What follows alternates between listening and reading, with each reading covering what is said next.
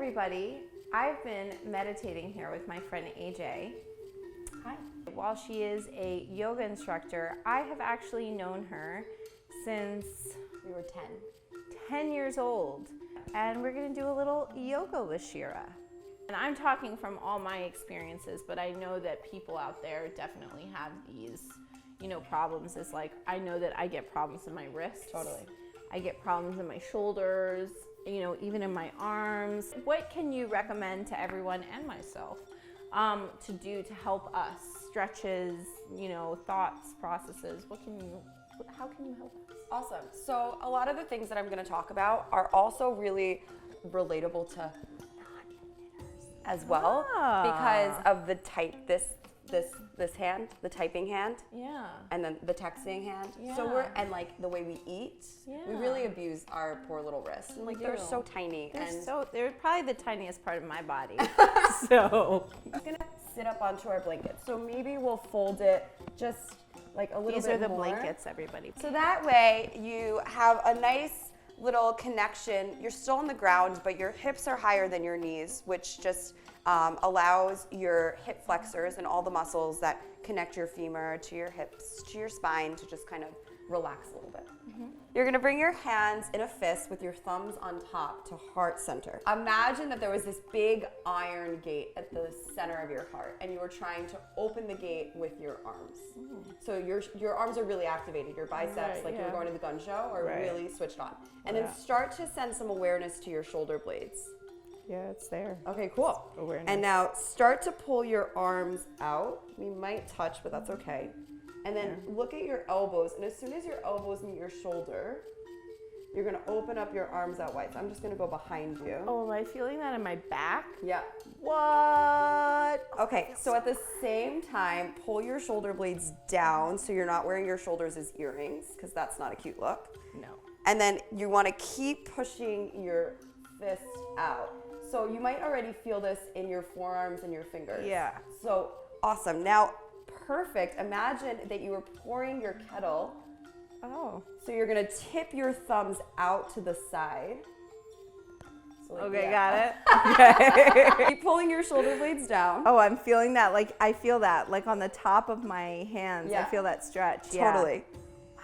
Yeah, take one deep breath in through the nose and then out through the nose. And then lift your thumbs back to center. And then you're gonna spread your fingers wide and keep your arms where they are. Just pull your fingertips back so your palms are facing out towards the side.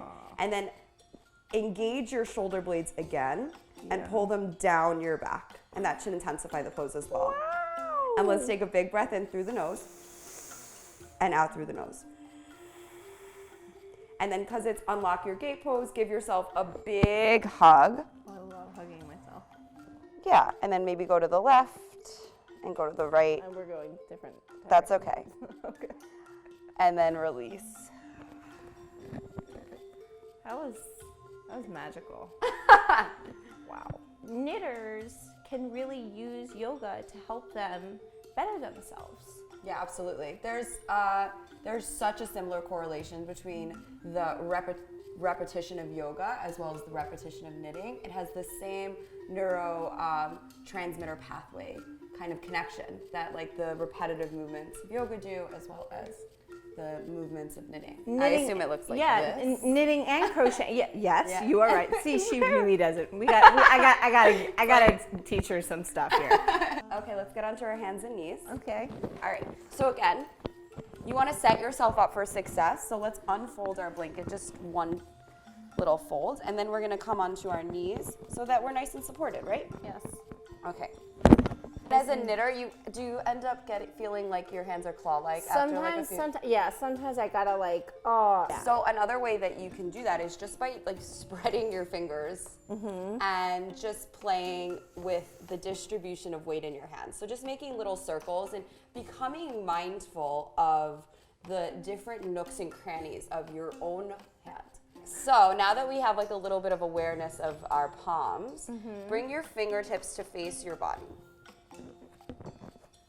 You want to keep them nice and spread, your fingers spread.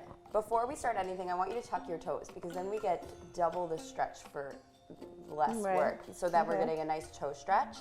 And then notice what your shoulders are doing. They're going up in my ears. Yeah, so pull your shoulder blades back. So you're trying to broaden your collarbones to the front of the room. And then slightly bend your elbows. 2 more things before we come into it. Okay. So your tailbone likes to lift up. Yeah. Wag your tail. So Yeah. see if you can tuck it under. That's gonna, you don't have to do it so aggressively, just a little bit. And then start to push your hips back. I remember doing this in your first class and then, ow. Yeah, so that's your carpal tunnel. Yeah. Yeah. And you wanna hold here for maybe like 5 breaths. We'll just hold for 1. Take a big breath in through the nose, out through the nose. Let's try 1 more big breath in. Big breath out. And then lift your hips up first. And then gently release your hands.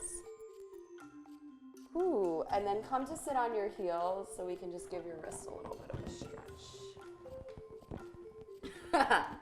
You can untuck your toes.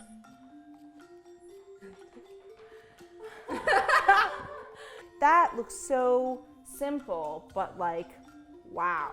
Yeah. Like really powerful. You don't have to do a lot to get the benefits of yoga. You just have to be mindful and you have to listen to your body. Which I also think is important as a crocheter and knitter.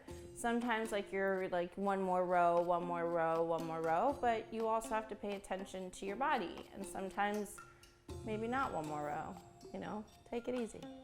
Yoga, knitting, crochet, they all are interconnected and kind of we do things that we love, both of us, for as a job, and we also do things to help people, like knitting and crochet. We do it to love, and yoga for your body. So hopefully this yoga with Shira, tea with Shira, is something that you all can enjoy, and kind of that it can help you in your craft and in your body and in your spirit and your mind. Yeah, couldn't have said it better myself. There you go. So if you want to follow AJ does have a handle. What is it, AJ? It's Yoga by AJ. You can find me on Facebook, Instagram, and Twitter.